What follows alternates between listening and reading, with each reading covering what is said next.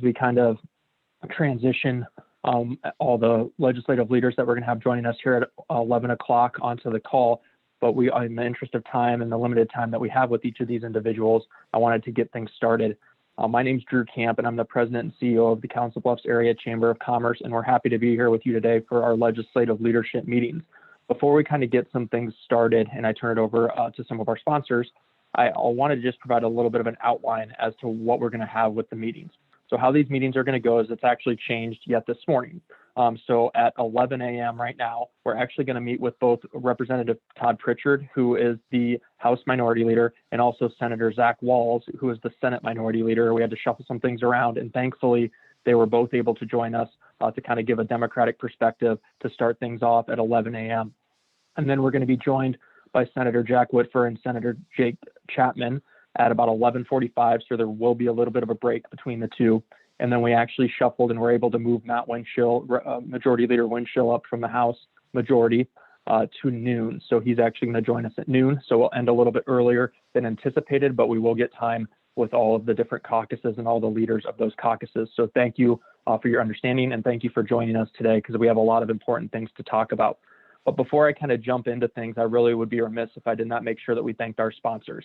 And the first individuals we need to thank is Google. Google is our presenting sponsor, and we're so thankful for the collaboration and partnership that they provide and the constant contact and just communication and open lines of communication we have with Dan and others within the Google family here within the Council Bluffs area. A few other sponsors that I need to note as well as our gold sponsors are Snyder and Associates, Union Pacific Railroad, and Viridian Credit Union.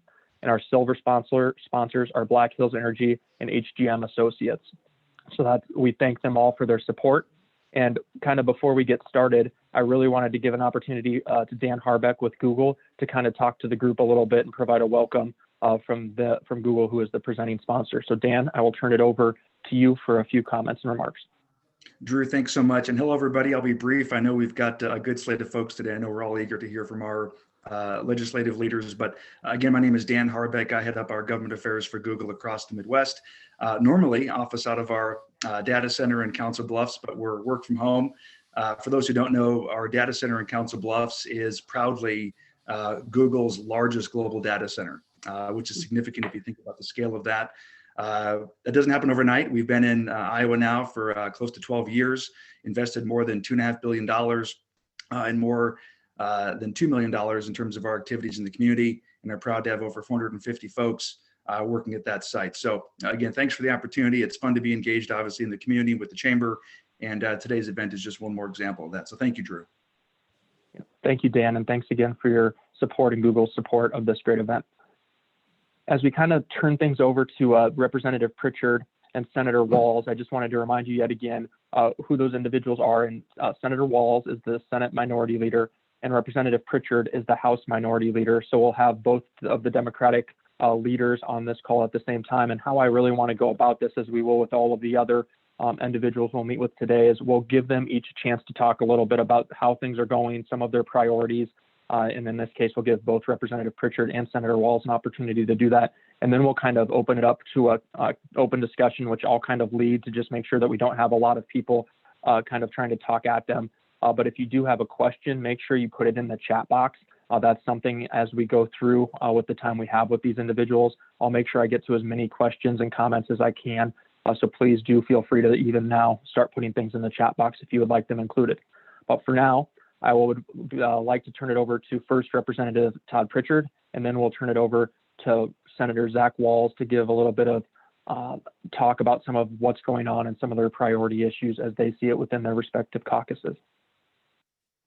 Well, thank you for having me and allowing me to address this group. Thanks for sending us Charlie McConkey, who's on this call, who is your representative, one of your representatives in Potawatomi and Council Bluffs. So we enjoy working with Charlie and the group from Council Bluffs. So my name is Representative Todd Pritchard. I represent North Iowa, Charles City, Iowa. I grew up in Davenport. I have a law practice in Charles City. My wife is from nearby there. And I've been in the legislature for, this is, I think, my 8th year. And I actually have some pretty well up until December, had some strong ties in Council Bluffs. I did real estate work. I owned 50% of a company called Council Bluffs Title and Escrow with my partner John Edwards. If you're familiar with Key Real Estate, we went our separate ways last month in a friendly way. We're still having a lot of contact with each other as we kind of part ways, as I take our North Iowa and he takes Western Iowa. But spent a lot of time in Council Bluffs, and had a very good experience there when I was in business with John. To kind of talk about the current legislative term, we began this session January 11th, as we always do, the second Monday in January.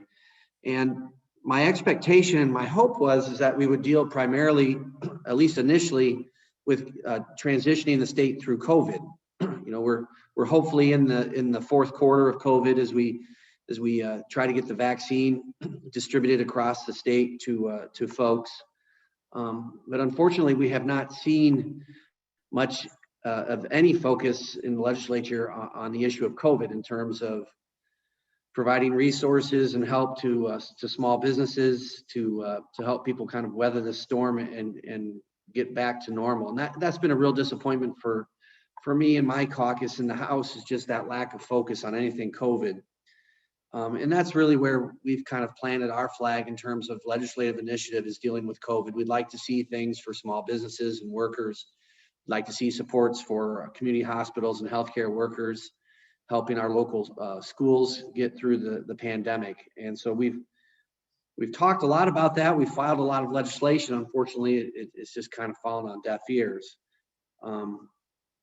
We've taken up some, what we have taken up and what we have passed, which is, if you've watched the headlines, is dealt with issues that probably aren't really what I would call timely.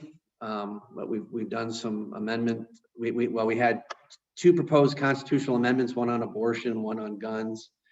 This week we're going to take up an election bill, which is highly controversial. So I guess, from our side, you're going to hear kind of a different tune as far as what our priorities should be from and what's actually been happening. Like I said, we'd like to see some focus on COVID relief. With that, that's how I'll kind of open things. I'll leave it to Senator Walz to take it from there. Thank you, Representative Pritchard. And Senator Walz, real quick before you start, I did want to remind you and Representative Pritchard, we have media on the call as well, just so you know. So we will have some media follow-up as a result of the call. So sorry to interject myself. Senator Walz, to you.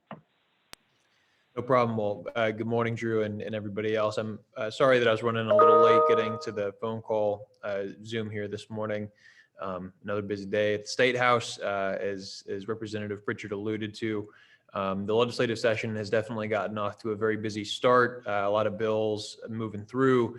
I think that I share his disappointment that the bills have not really been as focused on COVID as I think we all would have liked. Senate Democrats had a very similar agenda to the House in terms of a relief approach. We had four key priorities for us. The first was doing everything that we could to accelerate distribution of the vaccine. The second was trying to provide some emergency support to the folks who are hurting the most. So for us, that was small businesses, frontline workers, essential workers, and then also trying to make sure that we're getting support to organizations like food banks that we know are under a lot of stress, just given the increased demand for their services. Our next priority was trying to lay the foundation to build back better, as Todd mentioned, because of some incredible work we hope here in the fourth quarter of COVID-19. So well, we got to make sure that we're helping the folks who are hurting. We should also be keeping an eye to making sure that we're able to lay that foundation to build back better. I've been really glad to see some conversations about rural broadband deployment, trying to support childcare providers who we know have been really devastated by this crisis, as well as, I do think that there's going to be some bipartisan support for the broadband issue, as well as affordable housing. We know that housing is an issue in urban Iowa and rural Iowa. small town, suburban, no matter where in Iowa you call home, we know that there's an affordable housing challenge. And so there are a lot of issues like these that should be able to get some good bipartisan support as a part of building back better and laying that foundation. Then I think the final thing is that we have to make sure that we're holding ourselves accountable. We need, I think, an independent, bipartisan, nonpartisan commission that can really produce a clear investigation of state government mistakes, failures, successes, what worked, what didn't work. And so the next time that we have a pandemic, we're better prepared than we were for this one, because obviously, and Iowa wasn't alone in this, by the way. I mean, not to absolve of anybody, but we clearly could have done a better job. And I think, we obviously passed a very grim milestone yesterday with 500,000 American deaths from COVID-19. Our nation and our leadership were not prepared for this pandemic. And so we clearly have a lot of lessons to learn, and we need to do that. I've been pretty disappointed that there has not been as much bipartisan interest in those topics. And frankly, most of the bills that we've passed this year that are pretty high profile have been very partisan. Republicans have not been working with Democrats to introduce that legislation. And maybe that's not unsurprising, given that Republicans have complete control of our state government, the Senate and the House and the governorship. They don't feel like they need to work with Democrats, but obviously we think that most Iowans would prefer for Democrats and Iowans to be working together on these bills. So that's just kind of where we are there. I feel like I've already kind of chatted enough, so I'm happy to kind of stop talking here and just answer any questions that we might have from attendees or the press. Thank you, Senator Walz, and thank you, Representative Pritchard, as well. And Representative McConkey, thank you for joining us as well as part of this conversation. The first question I kind of wanted to ask you is, you kind of hit on a few issues, and I want to bundle them together because they're both part of the Governor's Economic Recovery Task Force that she put together, and they just came out with the recommendations a few weeks ago, but it's been underway largely since COVID started. And those things were childcare and the broadband bill. Childcare, we saw 6 bills pass out of the House on, and then broadband, there's a pretty aggressive push for about $150 million investment over the next few years. We know that bill passed out of the Senate Commerce Committee, but we know appropriating money to it is a whole nother thing. So I just wanted to give you both an opportunity to speak to those two issues specifically before we move on to another one, and we'll start with Representative Pritchard. Oh, sure. Thank you. So yeah, both of those issues, childcare and broadband, are issues that we've been dealing with since I've been in the legislature. We first dealt with a broadband initiative, I think in 2015. I was actually worked that bill as one of the subcommittee members, and we knew that we made a start with talking about broadband in Iowa, and the state being a partner with local communities with broadband. So, I think a lot of us in the legislature, both Democrat and Republican, were surprised, in probably a good way, that the governor announced such a large commitment, or asked for such a large commitment from a budget standpoint towards broadband. We look at broadband as something that, if I was going to move forward, it's critical infrastructure. You can think of it as rural electrification from the 30s, or just critical infrastructure like good interstates and highways. In my community in Charles City, a rural area of Floyd County and Chickasaw counties, we really need better infrastructure for our broadband, whether it's residential or commercial. We're just not where we need to be. And I know a lot of communities in rural Iowa are that same way. And I think probably even medium-sized cities like the Council Bluffs area and Davenport and some of these other communities really have a need for improved broadband media infrastructure. And so, I think this is a recognition that broadband is critical infrastructure. What will be with this bill, as far as what will be discussed, will really be the fine points in terms of what the state incentivizes for down speeds and upload speeds, that up and down, basically upload speeds. And I think right now we're looking at like 100 download and 100 upload, and that's probably a good place to start. That's probably where we need to be, but I don't know if that's necessarily a one size fits all for building infrastructure out. So that's something that we're concerned about and we're looking at, but we're happy to be part of this conversation. And I think there's a chance for some bipartisan support. Childcare, this is again something that Democrats have been talking about for a long time. making childcare affordable for working families, and making sure that there's quality childcare available. I was on the childcare board for Charles City. We have what's called the Learning Center, and it's a community-based childcare. I was a board member for about 3 or 4 years, and we run a childcare center that serves the entire community. It's critical. One of the things that I hear a lot from employers, not just in my district but across the state, is that they have trouble finding the right employees. They have not enough applicants, and there's just kind of a labor shortage. Well, one of the things that we can do to get around that is to provide high quality, dependable childcare, so people can feel confident that they can put their child into a daycare system, that the child is safe, it's going to be enriching for the child, but then also affordable. And so we've looked at a lot of things like the child care tax credit. We'd like to see that increased. And that really is a tax cut for working Iowans, the people that really drive our economy. And that's something that we have long supported. The other thing that we've passed some initiatives to work with employers, so employers can be a partner with in this daycare space, and maybe employers can sponsor or have their own child care facility at the place of employment. It's one of these issues. It affects a lot of things. It affects the availability of workers. It affects the education that as far as child development for these children that are in daycare. So we want to make sure that it's a high quality system here in Iowa. Representative Pritchard, and one thing I just wanted to, go ahead. Yeah, there's a question in the chat. I can answer that now or later. It's up to you. Oh yeah, go ahead. Briefly to the broadband issue, just because I think that's a really critical topic. I want to make sure we don't lose sight on when. Oh yeah, go ahead. We had a series of meetings leading up to the start of the legislative session, and broadband was one of those issues that came up again and again and again and again. The thing, I think that everybody, Democrat, Republican alike, we all support expanded broadband access in Iowa, and we want to figure out the right way to do that. I think the 100-100 standard is really important, because basically what that means is that you're putting fiber to the home or to the business. So you're laying the infrastructure literally in the ground that is going to allow you to have the best possible connection. And that's what we really need at the in terms of trying to kind of prepare ourselves for what the 21st century is going to look like. However, I do have some concerns about the way that the bill is written and the way that it's structured. Currently, there's a grant process that the only projects that are going to get built are the ones that companies want to kind of apply for and do. So it's going to be kind of a patchwork. It's based on who's applying for what projects at what time.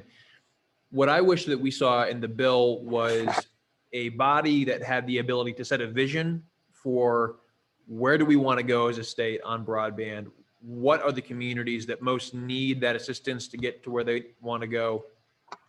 And how do we make sure that we don't overlook small and medium-sized cities like Council Bluffs that may not actually be at that 100-100 threshold that still would benefit from state support to get to that point? And how do we make sure that as we are spending an enormous, the governor's calling for nearly a $500 million investment in this. How do we ensure that we are not making investments with taxpayer money that in 10 or 15 or 20 years are going to be obsolete, either because of technology changes or because we've built these connections to communities that aren't frankly going to benefit the most from them? And so the current structure of the bill, I think, continues to need some work. When we passed the bill out of the Senate Commerce Committee, there was a lot of agreement that this bill was not finished yet. So I don't think that we've seen the final form. If you've got some Republican leaders joining you later, I'd encourage you to ask them what kind of amendments they might be considering on that bill, because I do think it needs some work. But that is absolutely a priority that I believe Democrats and Republicans agree is a problem. The question is, what does the solution look like? And that's what we're working on right now. So I just wanted to make sure I was able to get that in there. Well, I really appreciate that, because you actually hit on something I was going to specifically jump in and mention with broadband. Is as we talk with our legislators, we really focus on ourselves and other chambers. We're talking about that 100-100 like you referenced, and why it's so important. It's not only helpful to residential, but you look at large scale industrial users as we move towards automation and things along those lines, and manufacturing 4.0, which we're seeing Debbie and her crew move towards at Iowa Economic Development Authority. That 100-100 is really important to make sure that we have adequate bandwidth, both up and down, for any services that we will provide. And Representative Pritchard, I know there was a question regarding the land banks, but I did want to just jump in and just phrase it in a way. Can we talk about not only the land bank legislation, but also talk about the housing legislation? And we're obviously in support of the increase in the workforce housing tax credit. We know there's a little caution, it sounds like, about maybe doubling the brownfield grayfield tax credit, but we're supportive of that as well. That's included in Debbie's proposal within her tax credit cap. That's an important piece. Even though there's increases, it's all within the same tax credit cap. But can you talk a little bit about the housing bill itself and how that would impact the issue, but then also touch on Cheryl's questions regarding land banks as well? Yeah, the workforce housing tax credit has been a very successful program. It's something that we are behind. Again, as I look at this is targeted tax policy that benefits working Iowans. And so I think, some of the proposals on the table is to dramatically increase it, the amount of credit available. That's something that I'm in favor of, and I know my caucus is by and large in favor of. We have a housing crisis across the state, and I hate to say crisis, but I mean, really, if you look at rural housing conditions across the state, these are really limiting a lot of the growth of a lot of small towns, because people there may be good jobs in the community, but there's just not the housing that is available for people to move into certain communities. That's certainly true in my part of the state. And so what we want to do is we want to look at the economic barriers to building and to renovating the existing housing stock. And if you look, it's kind of surprising, property values in rural Iowa tend to be lower than property values in urban Iowa, but then our building costs are higher. And so what we've got to do is we've got to kind of level that playing field and provide that encouragement and incentive. And I think that the rural housing or the tax credit for workforce development housing is really a good mechanism for that. Some of the other things we've seen with like the Housing Trust Fund and those types of programs, likewise, they're oversubscribed, they're underfunded, and it's just a matter of trying to put resources there to spur the type of growth that we want. The land bank, I guess, Cheryl, I mean, I'm going to have to ask for a little some help as far as what the specifics are, because I'm not tracking that specific piece of legislation. If you can help me out. Sure. The land bank is a model that's been done around the country. Omaha, of course, across the river, has passed theirs a couple years ago, but it would streamline some strategic investments, for municipalities, council of governments, housing nonprofits, to utilize those properties that have fallen in the cracks at sheriff sales, tax sales, and strategically unwind those properties with multiple liens, where the liens exceed the value of the property, to help clean those up in a faster manner to get that back on the tax, renovated, either demolished, new construction, and back on the tax rolls. Sure. So we even discovered 3 properties that the county has had since 2003 that no one bought at a sheriff sale and have been sitting in a neighborhood since 2003 vacant. So my nonprofit development corporation, of course, would love, those properties to revitalize them, renovate them, or demolish and build some new construction. So it's just a legal tool that would help clear those titles up and, again, streamline the process. And without getting too esoteric, I mean, I know there are some ways I've worked with some of the communities in my area to deal with these tax sale properties, and there are tools that the communities have. What we've talked about here, and obviously this is something that I think is needed, and it's something that we'd love to see come through, is if it gives tools to local governments and nonprofits to develop and improve their housing stock. Absolutely. Some other things and ideas that have been floated and we're open to deal with, kind of streamlining or allowing some of these nonprofits and some for-profits to kind of make investments in ways that work for the community and allow these investments to flow into these housing needs. So, yeah. Cheryl, I appreciate you bringing that to my attention. Thank you. Senator Lofgren's bill is great. He has really introduced some terrific legislation on housing over the years. You should be talking to your senator to see if he's willing to move those bills, because he obviously controls a very critical committee that oversees. I'm working on him. Yeah. Okay. I think he's supportive of it. Yeah. You got to get to work on him. And that's going to be critical, not just for the land bank bill, but also for the broader affordable housing bill that the governor's office has brought forward. Now, my staff is telling me that I've only got about a minute left, but I want to just quickly touch on Mike's question about the elections bill, because we're literally preparing to debate that today in the legislature. Obviously, a lot of concerns with this piece of legislation. And again, back to what I said in the beginning, I think our biggest concern is anytime you're talking about election security, you're talking about how we vote in this state, these should be bipartisan bills. Democrats and Republicans should be working together on this. These should not be a partisan team red or team blue type bill. They should be bipartisan bills. Unfortunately, this bill is literally the exact opposite of that. This is a bill that was cooked up by a Republican senator and a Republican representative. There was no Democratic input requested on this bill. The folks who run our elections in the state, their input was not requested. And frankly, even the Republican Secretary of State was not asked to weigh in on the creation of this bill. And so what we have before us is a bill that is really, it is not bipartisan in any way, shape, or form. It is going to drastically curtail the number of days that people are able to engage in early voting or vote by mail. It's going to place a whole bunch of new restrictions on the ability of auditors to send vote by mail ballot request forms out in the mail. I think the good news is that we may see an amendment or two be adopted.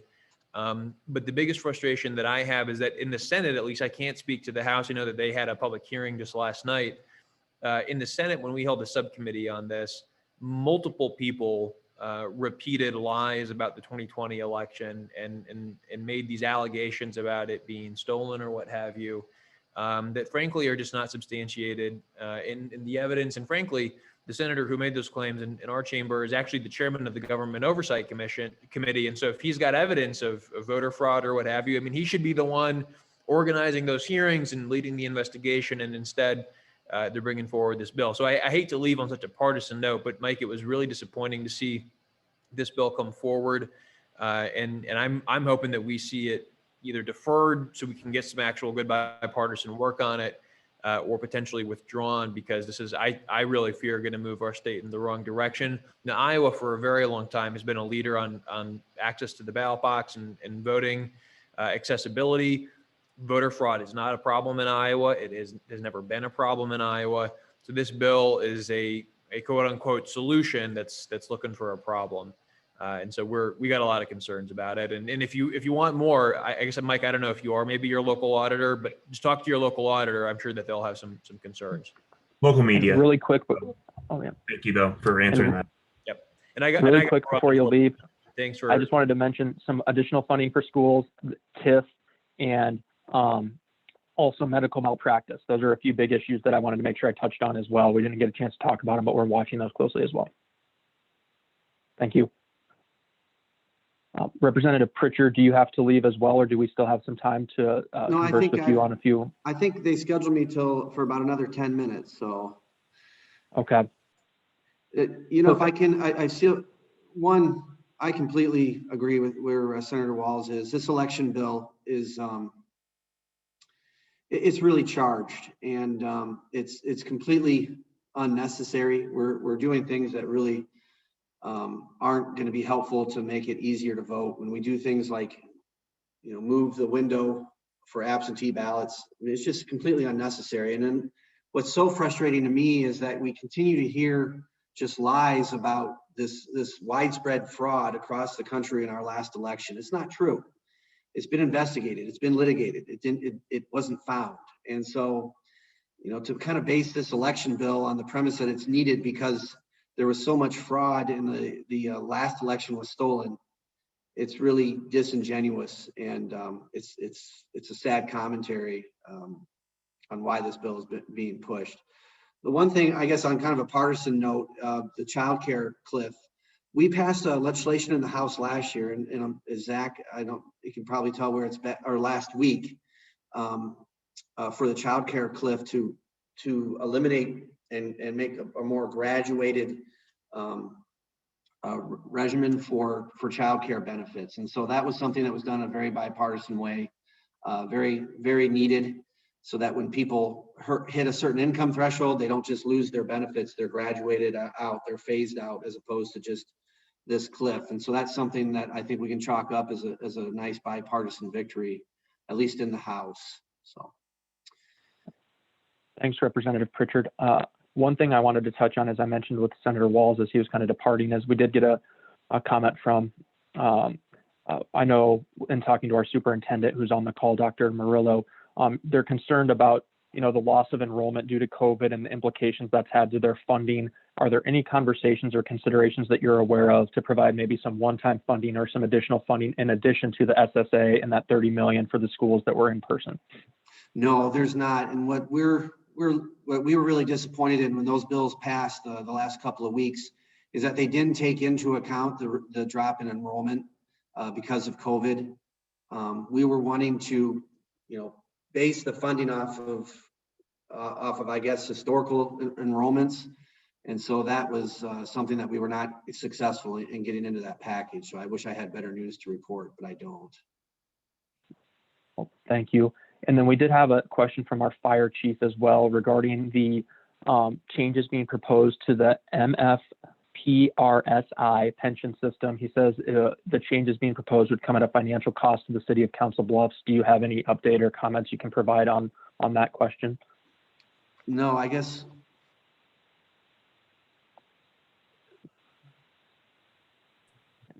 Chief James, did you want to jump on briefly and just speak to that a little bit like Cheryl did? Yeah, there's some proposed changes. I think it's House File 417 that makes some changes as far as eligibility for accidental disabilities involving PTSD. There's some changes to infectious disease that would lump in airborne viruses.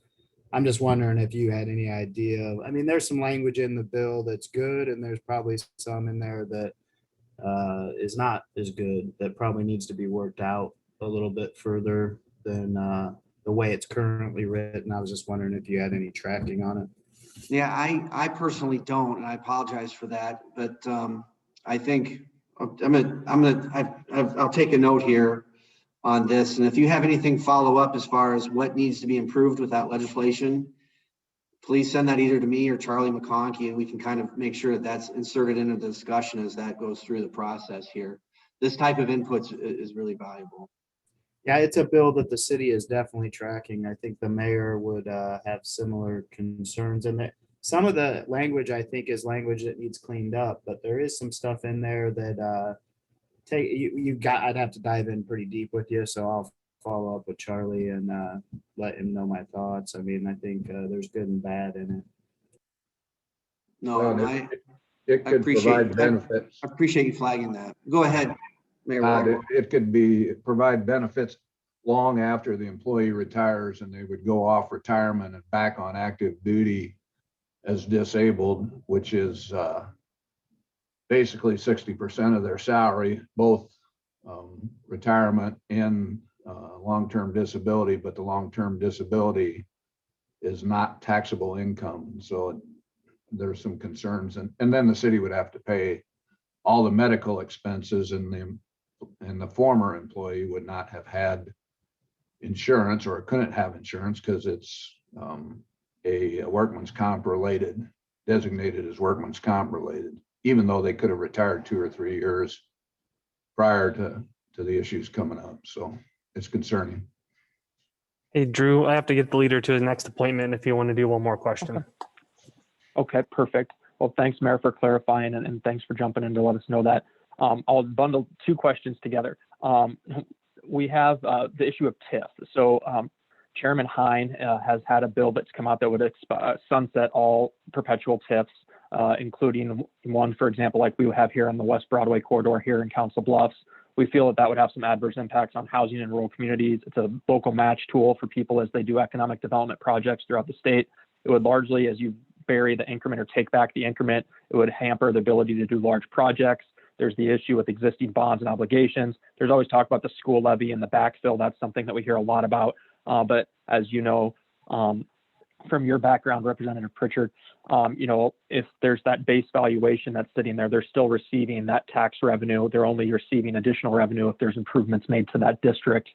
So those are a few things that I just wanted to point to as regards to TIF, if you could speak to that proposal, but also just real quick, medical malpractice too, really big issue. There's a bill to cap non-economic damages at $1 million. That'd be really important to communities like ours because there's limitations right across the river in Omaha, and it has an issue with attracting workforce or even getting people with CHI or Methodist who are medical organizations who serve both sides of the river to have people come over to Iowa to perform some kinds of acts or procedures or just medical operations and things along those lines. So those are two big issues, but if you could speak to both of them really quick, that would be great.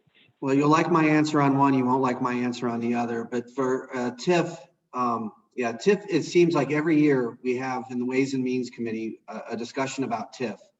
And I don't sit on any committees anymore, but I used to sit on Ways and Means until I became leader. And this is just one of those things. It's like every year we have a bill on TIF to do something dramatic with TIF. This is where local communities and people involved in this space with economic development need to make their voice heard. TIF is one of the best tools. I'm sitting here looking at some paperwork on a TIF project in my own local community. Without TIF, I mean, it just takes such a large tool away from local governments. And so make sure your voice is heard on that. I am not in favor of capping medical malpractice claims. I know there's been some discussion, and again, this is going to impact premiums. Iowa has one of the lowest premiums in the country in terms of medical malpractice insurance, and so I don't see that this bill is really getting to the problem of what people are identifying, and so. As far as medical malpractice goes, I'm not in favor of capping those types of claims. I haven't been involved with some of these situations where people have been seriously injured in a medical malpractice. I know there's people on the other side of that issue, and I understand where you're coming from with what's right across the river with the way Nebraska has regulated this, but I just don't think this is the way that we want to take Iowa to go. So I'm sorry about that. Thank you, Representative Pritchard. We appreciate the time that you provided to take questions from us and answer as many as we could in the chat box as well. I know you have to get running. Thank you for the work you do, and thanks for joining us here today. Yeah, no, and we'll leave a parting shot. I don't believe, and I've kind of followed the issue with the federal minimum wage. I don't feel that really is a live round anymore in the federal CARES Act or relief package, but we'll see. Here in Iowa, I would like to see us do something about the minimum wage. We're still tied at $7.25 an hour. And, I think, I don't know that 15 is where we need to go, but I think as far as Iowans concerned, it's time for us to address our minimum wage in some way. So, hey, thank you all. And I appreciate your time and interest in what's going on up here. Bye. Thank you, Representative Pritchard.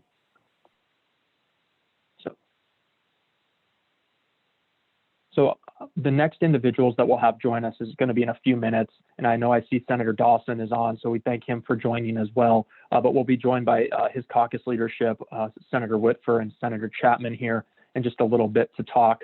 But one thing, Senator Dawson, I wanted to acknowledge the fact that you had joined, but then two, as I'm doing with everyone else, and all of our elected officials as they jump on for their respective time, we do note that there's media on the call, so you may get some follow-up to some of the questions and conversations that happen during this time.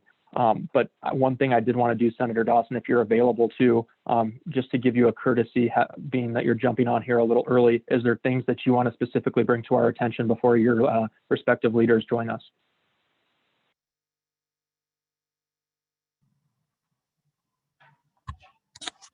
Apologize here. I'm trying to get an amendment ready for a bill. I'm running in about 30 minutes here. So nothing right now. I think we had a good conversation last week, and I'll just let the leadership speak for themselves. once they hop on here. So yeah. Well, thank you, Senator Dawson. Once again, we appreciate you being on here. Before we get the Senate Majority Leader and the Senate President on with us, is there anything that you guys wanted to make sure that we talked about as a group before we transition to the next piece here in a few minutes? I wanted to give an opportunity for people to mention any issues we may have talked about or bring forward anything they think the group should know about while we have a few minutes.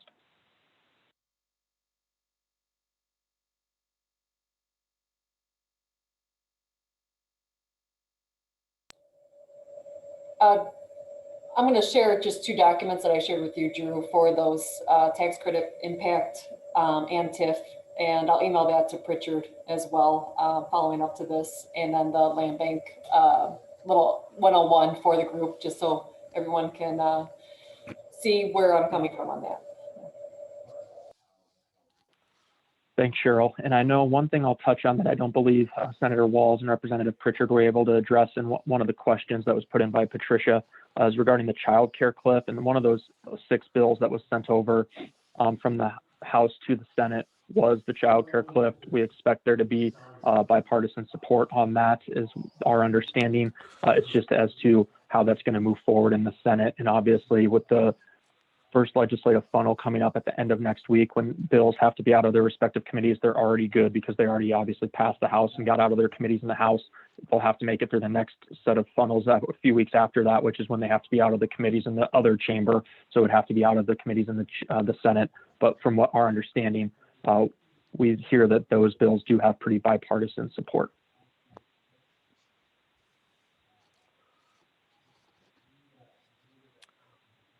Well, guys, I'm going to have to be leaving here shortly too, but you're correct on that. I believe that there is a bipartisan support on that bill. It's a good bill. I say it raises the limit for child care, and it has a gradually goes down for it is that gets rid of the cliff. But I want to thank you all, and if you have any questions, get a hold of me. Have a good day. Bye. Thanks for joining us, Charlie.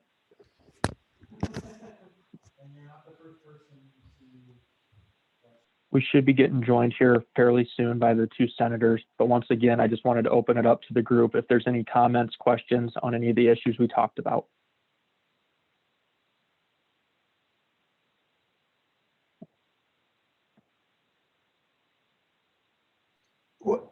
Just a quick note on that TIF bill, which is addressing perpetual TIFs, and they no longer are available. There's a 20-year limitation, but many years ago, Council Bluffs instituted a perpetual TIF in downtown Council Bluffs and on West Broadway. And currently the West Broadway one is pretty important as we try to develop that First Avenue corridor.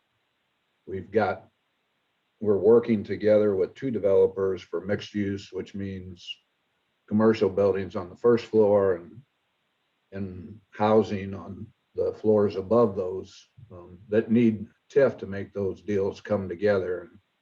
And if they go away from that perpetual TIF, that will cause us some angst in trying to get those projects done. But money does not come out of that TIF unless there's debt that is certified with the county auditor. I think there's some misunderstanding that there's always a perpetual TIF always is paying perpetual money and taking money away from the school district and the county. Only if there's debt that is certified with the auditor. We currently don't have any debt in either of those districts, so no money's coming out. So it's I think a misunderstanding of what it is. Thanks, Mayor, for that clarification. And most of the time, if you look at the amount of money specifically with that school backlog, any money that they're funding usually is right around $70 million a year that the state funds into the TIF backfill. And the payments that they receive from those TIF districts that are generating new revenue are, I don't have an exact multiplier effect, but it's very large as far as what that multiplier effect is. Just an example, in Senator Walz's district, Senator Walz represents Coralville, and Coral Ridge Mall received a large TIF 20 years, a few years ago. And when it came back online, it was right around $375 million. and taxable valuations that came back onto the books for the local government. Huge deal, obviously. But I see that Senator, oh, go ahead, Mayor. I do see that Senator Whitford just joined us. And just 2 TIF projects in the state, which are Coralville Mall and Jordan Creek, the sales tax coming off those is comparable, if not exceeds, the amount of money that has to be supplemented to school districts. So in the entire state, so just 2 projects balance off what's paid throughout the entire state. Thanks again, Mayor. As I noted, I did see that Senator Whitford appears to have just joined us, so I do want to make sure that we make the most of his time. So with that in mind, Senator Whitford, I believe Senator Chapman is going to join us as well. But like I said, in the interest of your time, I really want to turn it over to you to introduce yourself and kind of talk through just some of your priority issues and fill us in on some key things that you think we should know about before we open it up for Q&A. Well, sure. Well, thank you for having us. Senator Chapman, I just had him come up to my office, so we're both here on the same Zoom. So I'll let him introduce himself in a second. But my name is Jack Whitford. I have been in the Senate. This is my 11th year. This is my about 3rd or 4th year as majority leader of the Senate.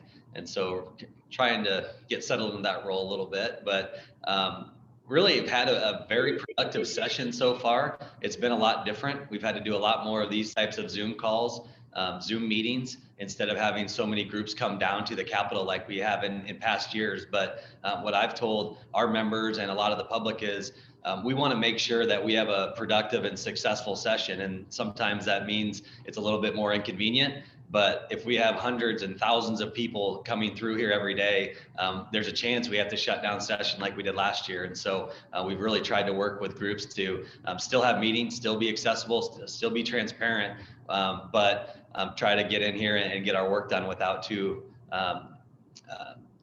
much of the coronavirus spreading through. And so I appreciate you guys joining on Zoom. I see we do have Senator Dawson, the legend of Council Bluffs over there. Just joined us, so we can let him chat in a second after Senator Chapman. But we can get into priorities in a second. But why don't I let Jake introduce himself, and then Dan can say a few words as well. Well, I'll just take a real quick minute because I know our time is limited. But Jake Chapman from Adel in Dallas County. This is my 1st year as president of the Senate, and this will be my 9th year in the legislature. So really just look forward to having the conversation. Jack has done a tremendous job, especially navigating through this whole COVID and making sure, as he pointed out, that our policies get accomplished while the procedures are changing some. And to a certain level, I think there's even more transparency than what there has been in the past. But the policy remains the same, and we've been very productive thus far in this legislative session, and I don't think that's going to change. But again, thank you for having us. And with that, Senator Dawson, it's all yours. Well, I'll be really brief because Drew actually introduced me just a few minutes ago, but this is one of the advantages of what we've dealt with the last year in pandemic is that we've had a unique way to start to network that we might not have previously had and everything, because there's a lot of persons on here today that don't always be able to have the chance to get to the Capitol. So great having everyone here and look forward to your questions. I'll keep it brief. Thanks.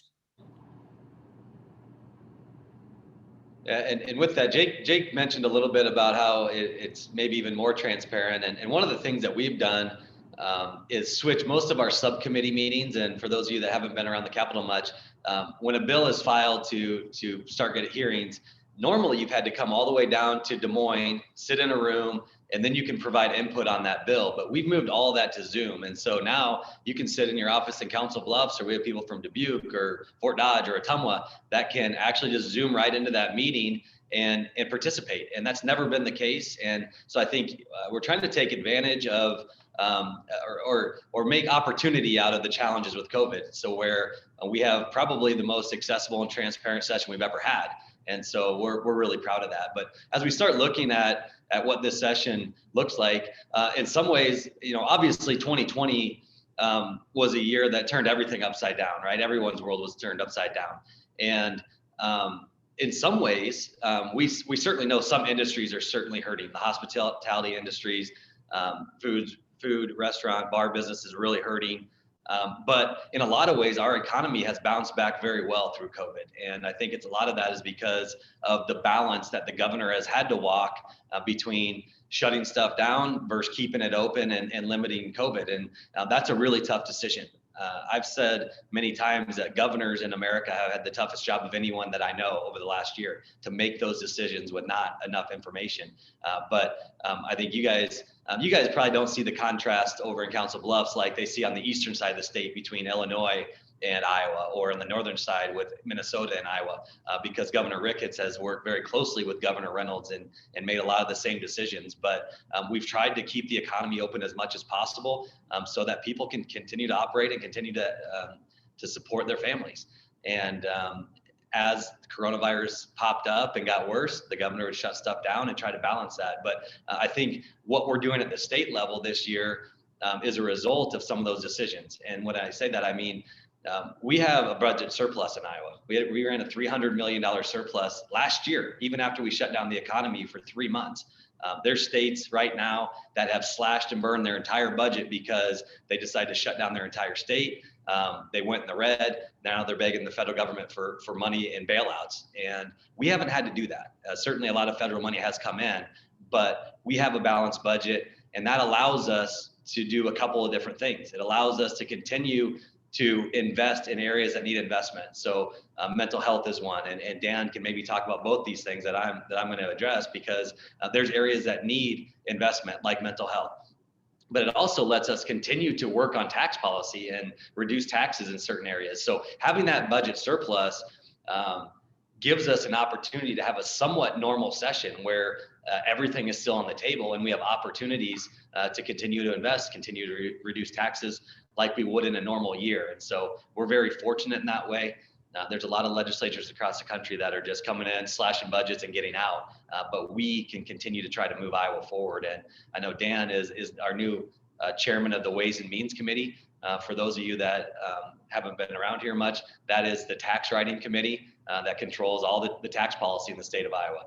Senator Chapman actually ran that last year. And now Dan is running that committee, and that's a really important committee, especially, as you guys know, when tax policy matters across the river. And so Dan has been hard at work on that, and expect some really good things coming out of that committee. But happy to let Jake or Dan chime in on any of those issues before we take a few questions.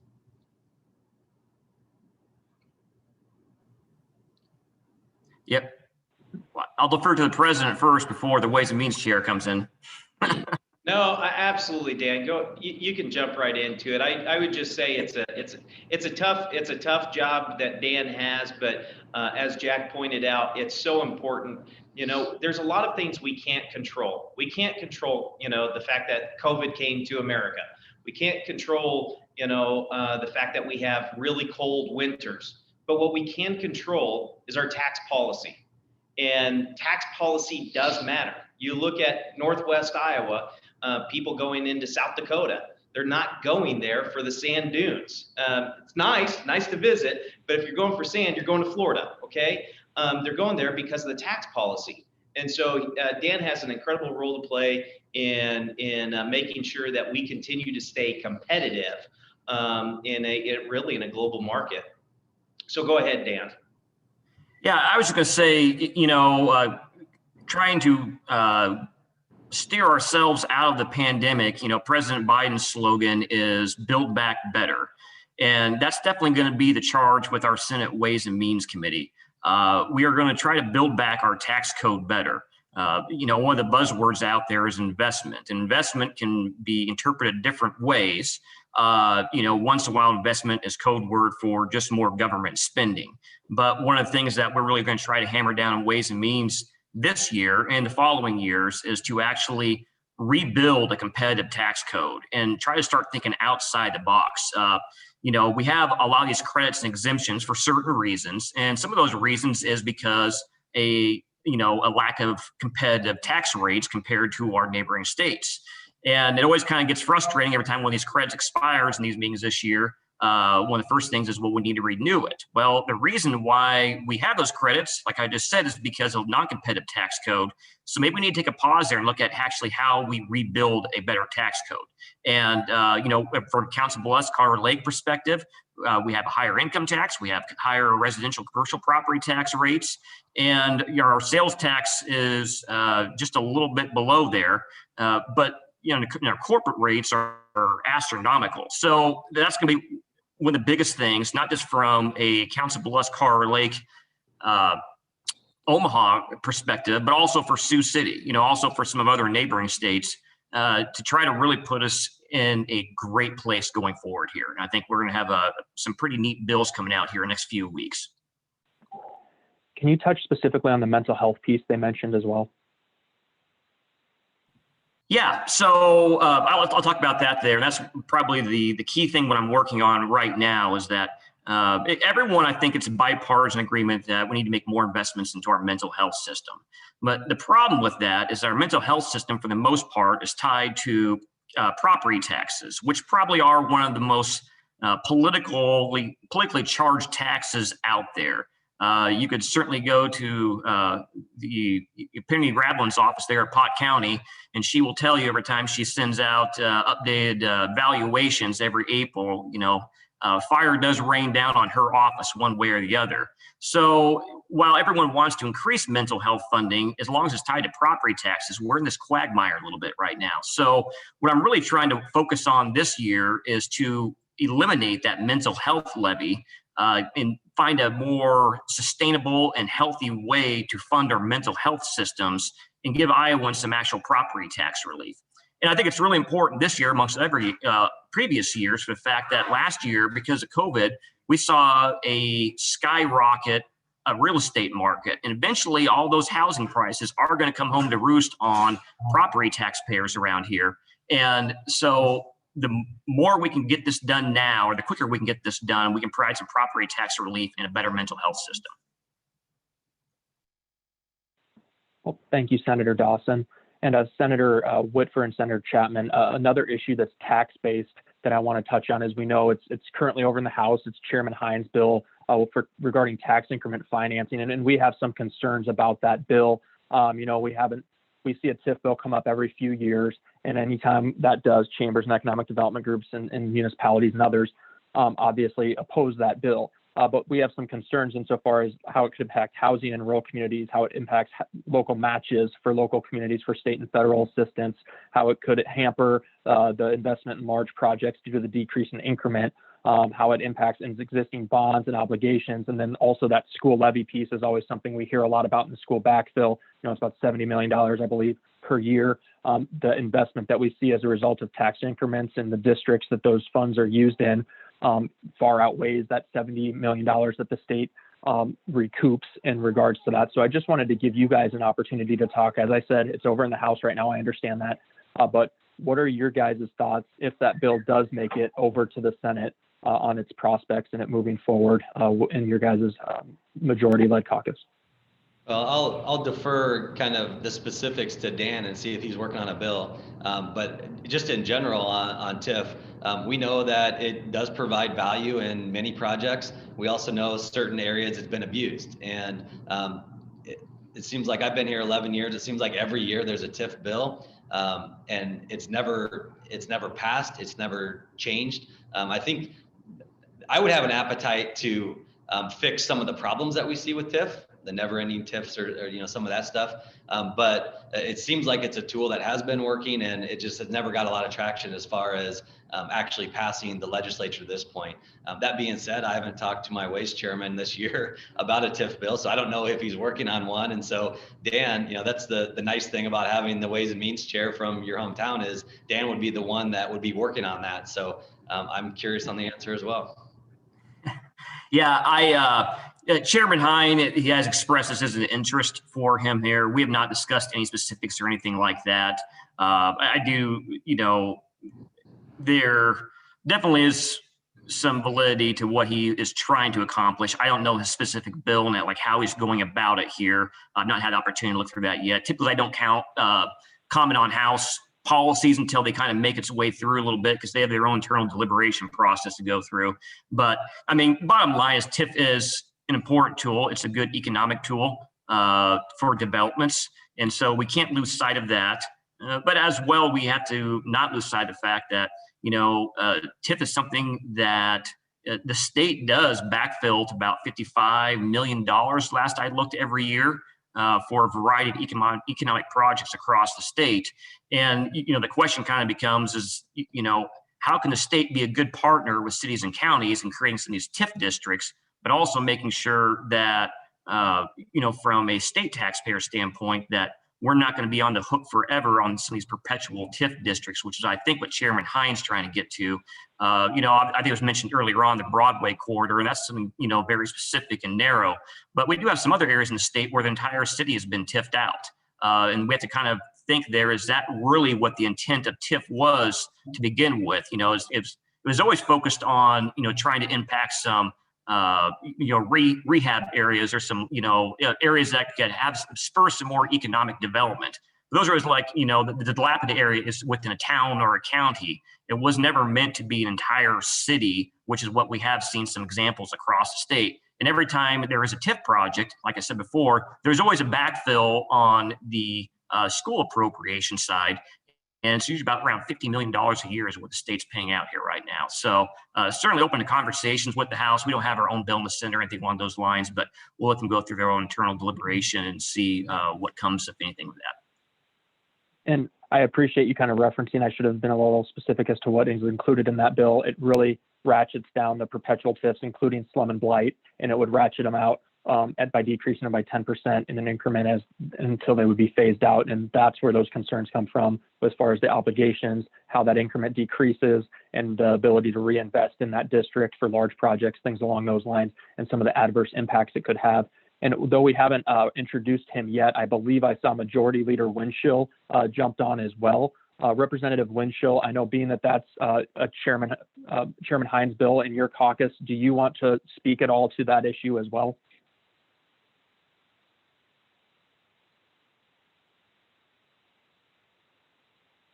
There we go. How about now? Can you hear me? Yep, you're good. All right. I have not had an extensive conversation with Chairman Hine on it. Drew, I know you and I talked about this last week. I think as Leader Whitford said, he's been down here 11 years and he's seen this come up for 11 years running. I've been down here 15 years and I've seen TIF bills come up, but they've never really gotten over the finish line.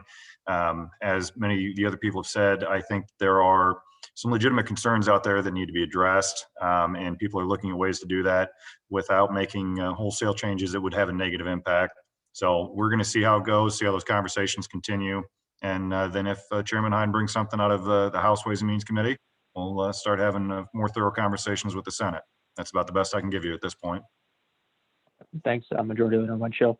And one thing I'll just add, and then I do want to move on to some of the other issues we want to talk about, but I will just add, please reach out to us. I know I've already had conversations like Representative Winchell said, and also with Senator Dawson as well about this. Make sure you're reaching out to us. We have some good examples. We have some good data. We're happy to help however we can as we talk through this issue and any other issue, but especially now as we talk about TIF, we have some really good data on that for both, for lots of different projects we've done here in the community, both new attraction and existing. Another issue that I wanted to make sure that we had a chance to talk about is really two things I wanted to pair together because they're big pieces of the governor's economic recovery task force recommendations, and it's broadband and it's childcare. We saw 6 bills pass out of the House regarding childcare. So if you could speak to some of those, and senators, if you could speak to some of those, obviously from your perspective, Representative Winchell, obviously they already passed the House, so you guys kind of made your voice heard as to what you thought about those bills. But then also broadband is another issue that I wanted to make sure we touched on. That's something that we believe we're supportive of the governor's $150 million proposal over the next 3 years for a $450 million investment. We do support the concept of 100 up, 100 down for the reason of industrial development and the needs that are going to be put into our communities for automation and other things in line with manufacturing 4.0 that we just saw come out as well. Those are two big issues, but I did want to give you a chance to talk to each of them. And can you specifically talk with broadband about appropriating money as well? Because we know that's a different piece, the conversation about broadband and expanding it, but then also the appropriation of those funds, because that's a sizable amount of money. That was a lot, but if you could touch on both of those, and we'll start with Senator Whitford and Senator Chapman. Yeah, well, thank you for both those topics. The broadband, obviously, we've been working on broadband for 5-6 years now here in the legislature, have been appropriating money every year. And I think one thing COVID did do this last year was expose some of the needs of more broadband, faster internet speeds across the country. So it's two different issues. It's accessibility in some of our areas that doesn't have good broadband right now, but it's also the speed in some of the areas that it does have broadband now, it's just not fast enough. And so we have been appropriating money for a while. I know a couple of years ago, we put $5 million into it, and that $5 million wasn't even used. And so I was hesitant to put a lot more money in last year when they hadn't even used the $5 million from the year before. I think some of that backlog and some of the issues got cleared up, and that money did get appropriated. The question is, are we going to be able to even get out 150 million? And so as you look at the policy, 150 million per year for 3 years. As you look at the broadband conversation, there's really two different topics. It's what's the policy, and then how much money are we putting behind it? And if you don't get those two things right, it's not going to work. And so you can have really, really good Loctite policy, but if companies still aren't willing to invest in different areas under that policy, you will never get the money out. And so you have to make sure those two things really line up. And so we're listening to a lot of different interest groups, a lot of different players in the broadband space on what they think they can do to help some of our broadband deserts. And it's going to be a long process. It will be one of the last bills out of here, probably with both the policy and the amount of money. But it is a lot of money. 150 million. I'm not sure there's been any single bill since I've been here in 11 years that we put $150 million of new money into something for 3 years. And so we're taking a look at that, but the budget process really hasn't even started. We have what we call the REC meets in about 3 weeks. They come out with the newest updated numbers on what our budget's going to look like. And then that really kicks off the final negotiations on budget. So we're still waiting for some of that information. I don't have a number in my mind right now, whether it's going to be the full 150 or if it's going to be something else. But certainly there's a lot of other priorities on the table that we need to take care of as well. But we understand the need for broadband. So. And I guess I'll just speak to childcare real quick. Certainly it's something that we hear about as well, the need for childcare. The House has sent us several bills. There's some of those we really like, and I see us running those here as soon as they're out of committee and we get moving. Some of them we want to continue the conversation. But one thing about a lot of these different topics, housing and childcare, I think are in the same boat where government has regulated these industries to the point where it makes it a lot more expensive. And then they come to us and say, well, fix it. And government was the one that created some of these problems. And so I believe one of the House bills was related to relaxing some of those regulations. And that's certainly something that I'm interested in. Absolutely. And I think Jack articulated it very well. When it comes to broadband, what is important to Council Bluffs is going to be different than what's important in Anita, Iowa. And so we need to make sure that we're doing both what Jack was talking about, making sure that we have high-speed internet for those that are using it for industrial purposes, but that we're also connecting Iowans. With COVID, education, being virtual, telehealth has been a huge part of that. Those aren't possible without good connectivity in our state. And we have these broadband deserts, frankly, where there's no internet service or very low quality service. So we need to make sure that we're taking care of both those that need connected and as well as those that want to use it for industrial purposes. But we're continuing to work through that legislation. So. Thank you. And Majority Leader Winchell, did you have anything you wanted to add on those two topics? Well, child care bills are a priority for the House Republican Caucus. We passed them last year, pre-COVID, when we took our pause in session. A lot of those are some very similar ideas. One of the biggest ones is the child care cliff effect, making sure that people that are receiving child care assistance are not penalized by advancing in their careers and advancing in their jobs by getting a higher wage, and then all of a sudden they lose their child care benefits. I think that's one that hopefully we can build consensus around between both the House and Senate. And there's some other proposals that are out there, as we've talked about, We'll see how those discussions continue.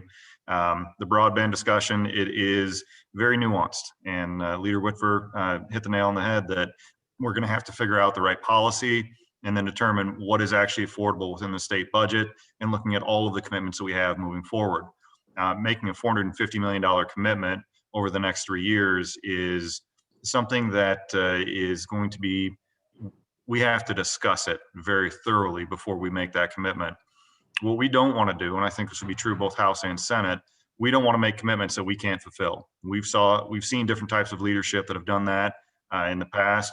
We don't want to be the type of legislators that do that, where we say we're going to appropriate a certain amount of money and then have to come in a future year because we don't have revenue and then cut that money back. So we're going to be very diligent in this and look at the policy versus the appropriations that we are capable of doing, and then making a decision moving forward. Thank you. And another issue that I wanted to make sure we touched on, and this I'll try to encapsulate a few issues that we discussed with some previous legislators as well earlier, but the housing bill, obviously that's a very big bill. There's broad bipartisan support. We know there's a little bit of caution on some levels regarding, say, for example, the doubling of the brownfield, grayfield tax credit. But I just wanted to touch real quick on some of the things specifically within there. We're very, very much supportive of the workforce housing tax credit, jumping that up and doubling it to $50 million. The brownfield, grayfield, we're also supportive of doubling that and extending it to 10 years as proposed by Debbie. And then also the housing trust fund piece. And then there's that new money coming in for the housing tax credit as well. And the one thing I wanted to touch on before I turn it over to you guys is everything except that new housing tax credit would already be within that cap that Debbie has. She's put together a proposal that still keeps it under that $170 million cap that she'd be appropriating. So there would not be a net gain or net expense as a result of some of these increases in those tax credits. So I did want to make sure I touched on that. And then the last thing, we had our community development 712 initiative. President and CEO mentioned the land bank bill. So if you could specifically talk to the land bank bill in addition to some of those provisions within the housing and redevelopment bill, that'd be very much appreciated. And this time, I think we'll start with Majority Leader Winchell.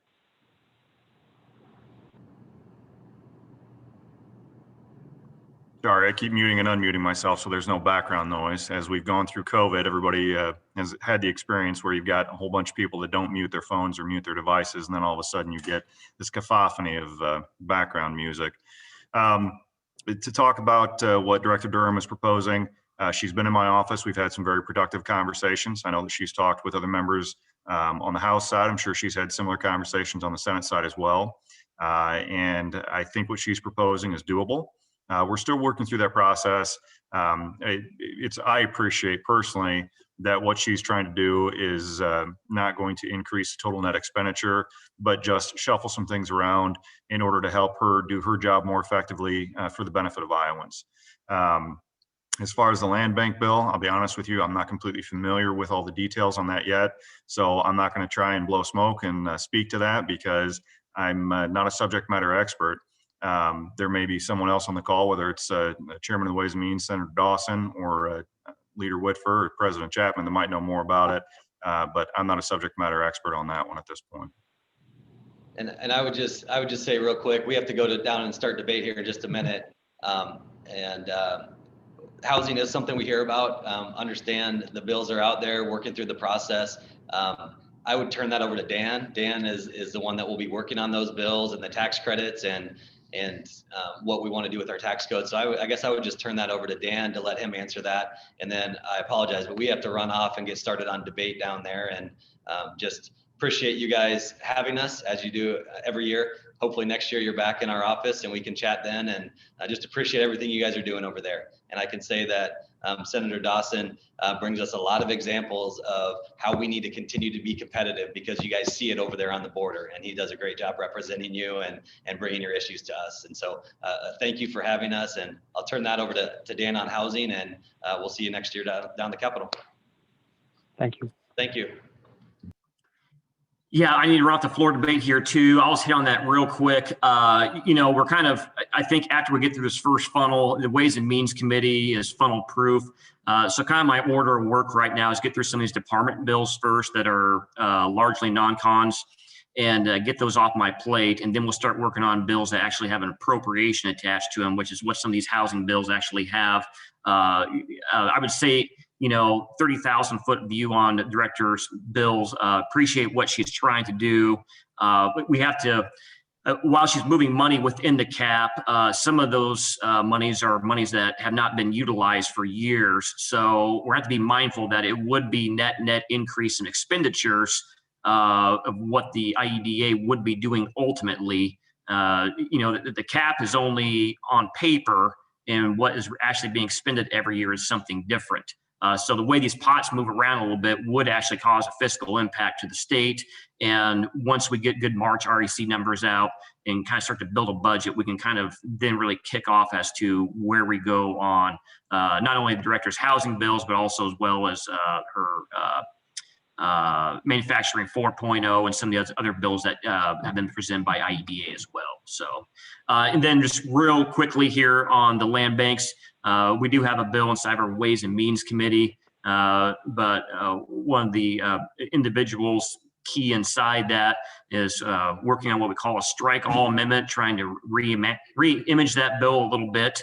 So I'm waiting to get that back out of drafting and start to circulate that along with some of the stakeholders there and get some initial readbacks on that. So probably more follow on that there right now, but they're trying to rework that bill entirely. So. And the last thing I'll say real quick before you jump off, Senator Dawson, is the last issue I wanted to make sure we touched on is it's in the House right now, but if it does come over to you guys, it's a kind of a hot button issue between the medical community and the trial lawyers, but medical malpractice and the capping of non-economic damages at $1 million. Just putting that on your radar. We can talk more about it later, but thanks for taking the time to be with us today.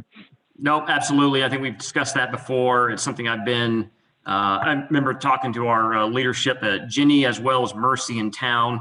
And it extremely frustrates me when I hear from our medical practitioners in Council Bluffs when they're in the same network over in Omaha, but they literally have practitioners who will not come to Council Bluffs because they don't want to deal with the tort liability there, which ultimately means that we have to transfer patients over to Omaha and put them in their hospitals to receive that quality care. I think we can do a lot better on tort reform when it comes to med-mal, and I think it'd be a boon for our area in particular. So sorry I have to cut this short here. We got to run the floor debate. It's going to be a long day, but really appreciate everyone jumping on, and I'll talk to you later on. So. He's the best. Send us on. All right. Thank you, everyone. So. Yep, thank you. And if you didn't know, that was Senate President Pro Tem, which means he's the longest tenured in this caucus, Senator Brad Zahn. And we're going to jump back and ask the same question to Majority Leader Winchell just regarding medical malpractice. Obviously, you're over here on the border as well. I'd love to just have you speak a little bit, being that this is a House file as well, regarding this $1 million cap on non-economic damages for medical malpractice and tort reform. Well, we've been trying to put that bill through the process for a long time now. We think we may have some headway, and so we're going to have those discussions here in the coming days as an entire caucus and see where we can get to. We hear the arguments from both sides, and there is validity to both sides in what they have to say. But at the same time, we need to look at the impact that this will have on our medical community and also the people that receive services and healthcare at those medical institutions. So we're going to have those thorough discussions within the caucus, and hopefully we'll be able to move something forward that does the right thing for all Iowans. Thanks, Representative Winchell. Another issue that I wanted to touch on, and I believe we talked about this too once again on Friday when we spoke, but it's the piece about, kind of digging in a little bit more into greater detail about the reshuffling of some of those tax credits that Debbie's kind of proposing within her cap. And specifically, when we look at the angel investor tax credit and the innovation funds that are being provided, she wants to shuffle those around because there's more demand for angel investor than there is for innovation currently. Can you talk to that issue at all, and if that's something you've discussed as a caucus or you guys are considering? I know you said you talked to Debbie. I'm just curious as far as an update as to what that may look like. We haven't had a full-fledged discussion in caucus on that yet. Just the way the process works for us is we will typically, at the beginning of session in the first few weeks, few months, we allow things to come through the committee process. And then once they come up to the actual House calendars, when we will take many of those discussions to the full caucus. That's not to say that we don't have discussions on topics outside of what's come out of committee. but typically those are discussions that are about broader issues of where does the caucus want to go? You know, what are you hearing from your constituents back home? So in this point, at this point in the process, members are being contacted by, well, their local economic development folks and people back home, but they're also being lobbied by, well, Director Durham and her department to try and make some of these changes. So we haven't had the broad discussion on it yet, but I intend to have that discussion in the near future once those bills have started to move through the process. And as Senator Dawson said, once we've got a clearer picture after the March REC revenue estimating conference estimate. A few other issues that have been put in the chat was, for example, from our school superintendent, Dr. Vicki Murillo. She asked a little bit about, there's been a little bit of hesitation and trepidation about putting kids into preschool and the economic impacts that has had on school districts as they've kind of lost enrollment. I believe she said it was about 97 children. We saw an additional appropriation of about, I believe, 30 million for schools that stayed in person for 100% of the time, which we did. But is there any other conversations about supplemental appropriations to educators and school districts to meet some of these kind of shortfalls that they're seeing because of reasons, like I just said, the hesitation to put people into preschool and such? The supplemental appropriation that we've already approved from the House was $27.2 million, and that's in addition to the $30 to $40 million, roughly $40 million that we put in for supplemental state aid. So total appropriations for this year will be around the $60 million mark. But that supplemental appropriation, like you said, goes to schools that predominantly were in person, but we also stair step that down for schools that maybe didn't have 100% in person 5 days a week, but also did hybrid educations and things like that.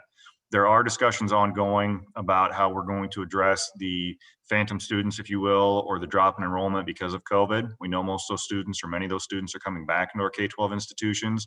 And we want to make sure that we're not creating a cliff for not only education, but also for the appropriations process in a future year. Those discussions are still taking place, and I can't predict on what that may look like or if there's going to be additional dollars appropriated in that direction, but we are having the conversation on it. And then just to follow up on that, and she had noted this as well, would it be a possibility, would you guys be open to using one-time funding for that, being that this is kind of just an off situation due to COVID?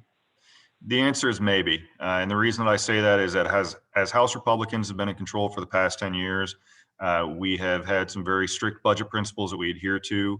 One of them is to not use one-time money for ongoing expenditures. The supplemental that we did use the ending fund balance because that is going backwards for the previous school year, not forwards and building the base. So the option to do that is there on something like this, but we would still have to work through the details and make sure that we still have the necessary funds to do that and fund future years of not only education, but everything else the state budget encompasses.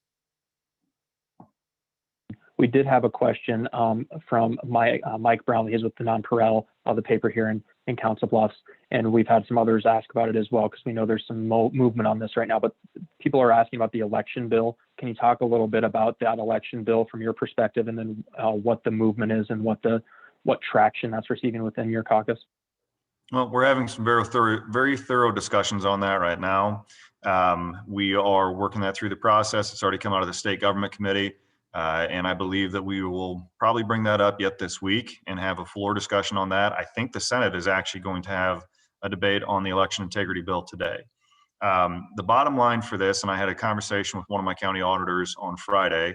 It was right after you and I talked, Drew. But the bottom line for this is, as we went through this campaign cycle and then everything that happened in November, Iowans wanted to be reassured that our elections are safe and secure. We want to have integrity in the election process. We want to make sure that people's votes are counted accurately, that they're not being washed out. So in order to accomplish that, we've already got a very good system in place, but just because you've got a good system in place doesn't mean that there's not room for improvement. And so we're looking at some of the different things that happened during the election cycle, making sure the county auditors are following the law, and the vast majority of them have and have done so for a long time now. But there were some bad actors out there that need to be addressed. We also want to make sure that we don't fall into problems that we've seen in other states with ballot harvesting or mail-out ballots, just going to people and then not having an actual way to make sure that there's accountability that the person that the ballot was sent to is the actual person casting the ballot. So we're tightening up some of those different rules and requirements that are in the code. And that's the bottom line, is we want to make sure that we've got the cleanest and fairest elections possible. And simply because we've got a good system now, it doesn't mean that we can't make some improvements to it. So yes, you will see some traction on that. You will hear about the debate on it. And that's something that we hope to be putting on the governor's desk shortly. Well, thank you. And we do have another question as well. And I know a lot of the times we saw this come through, say, for example, Debbie's department with Iowa Economic Development Authority, or some with the IDR with some tax deferrals and things along those lines, the Department of Revenue. But we have a question from Donna Dosta with Potawatomi County Community Foundation. And it's, in Nebraska, COVID aid to small to medium businesses is being filtered into counties for distribution. Do you see that aid coming to our communities in a more timely manner or in a different manner than what I kind of outlaid before in the earlier part of the question? Honestly, I don't know the answer to that just yet. We are still relying a lot on the data coming from IDPH and seeing how they are distributing not only the vaccine, but different COVID aid to the local county public boards of health. So those discussions, I'm sure, are going on at the executive level right now. Nothing's come across my plate just yet, but that doesn't mean those discussions aren't happening. Just when you get to be the majority leader, there's a lot of other discussions that happen on a lower level that, until they get brought up to me, that I'm not completely aware of. So I don't have a solid answer for you on that. Well, and I know we do have you for a limited time, and we kind of transitioned right to you, being that you kind of joined us with the senators. I did want to give you an opportunity to speak to, if we haven't covered some of the priority issues or some issues you think are of importance to you and your caucus. I wanted to give you an opportunity to touch on some of those as well. Well, first and foremost, I just want to say thank you for having me. I appreciate the opportunity. As Senator Whitford said, we're going through a lot of Zoom meetings now this year. We do look forward to when people can come back in person. We can have face-to-face conversations down here at the Capitol or back home in the communities. There's a lot of different things that we are focused on now that we're in week 7. There's a lot of bills that have come through committee, and part of my job as majority leader is, once the bills come out of committee, I'm kind of the last filter before things get to the floor to decide what's going to be debated, what's not, take those things to the caucus and see if there are changes that need to be made to pieces of policy or not. We're moving along at a very quick pace this year, despite all the COVID protocols that we have in place and trying to socially distance and make sure that people are safe in the Capitol building. We're still moving quicker than what we have in years past. We've had a couple of different nights now where we've had 20 and 25 bills brought up for debate. Later this evening, or I shouldn't say this evening, this afternoon here in a few hours, I intend on calling up another 20 or 21 bills for consideration by the House. So we're moving through policy, not rushing it, but we're moving through it at a pace to ensure that if we did find ourselves in a situation like we did last year, where we had to pause session, that we will still be able to have accomplished the policy that Iowans sent us down here to do. Keeping that in mind, we are also moving through the budgeting process, and we're having some very thorough discussions within the caucus on where they want to go, where the expenditures are needed, but also how do we balance that with some of the different proposals out there to reduce taxes. We want to make sure that Iowans have as much money in their pocket right now, especially in the midst of this pandemic, that they can make the investment where they see fit. If the government doesn't need the money, then it needs to be returning that back to the taxpayer. But we also need to do that in a way that doesn't create a situation like Kansas found itself in, where they went and they made wholesale tax cuts, but then in the future year's budget, they couldn't balance it out and they ended up having to increase taxes again. We want to make sure that what we do is thoughtful, but is also returning as much money to the taxpayer as possible while still funding the priorities that Iowans sent us down here to take care of. All of those discussions are going on pretty much every day that we're down here, and people are doing their work and doing it thoroughly. But we also, like I said, are moving at a pace that we're keeping our foot on the gas just in case something does happen in the future. But I'm hoping that doesn't. I'm hoping we don't have a situation that stops us like we did last March. So things are going well. Not every day is the best, but not every day can be. So we're doing what Iowans sent us down here to do and fulfilling the commitments that we made on the campaign trail. Well, thank you, Majority Leader Winchell, for being with us. And I would be remiss too. I see Representative Segrist joined us as well. So Brent, we thank you very much for joining for the conversation too. We thank you also for all the work you're doing on our community's behalf. You're very responsive and that you've been great to work with. And I know you've had some experience in the past, but as a new member, yet again, you've been very helpful, and we thank you for that. Well, Representative Winchell, I know we had you till about 12:30, so I want to be considerate of your time. And I just want to thank you for being with us. And I also want to thank you just for being a good resource. You've been very open and had candid conversations with me. I know we'll continue to do that. And I look forward to that as well as we work through the remainder of the session. I'm happy to. I do my job best when I hear from the folks back home and hear what their needs are. That way we're not just making decisions down here based on our own knowledge base. We need to hear from folks back home. So I appreciate it. Thank you for allowing me to speak today, and keep in touch. We're still working through a lot of things down here, so stay in touch. Thank you very much. And the last thing I want to do is I want to thank once again our sponsors. The presenting sponsor is Google, the gold sponsors, Snyder and Associates, Union Pacific, and Viridian Credit Union, and the silver sponsors, Black Hills Energy and HGM. And I also thank all of you for joining us today for this hour and a half. I know that's a lot out of the middle of your day, but I thank you very much for taking the time to support our public affairs and public policy work that we're doing. Once again, Majority Leader Winchell, Brent, thank you very much for joining us. We really appreciate the work that you guys are doing. Everyone have a nice day. Thank you again.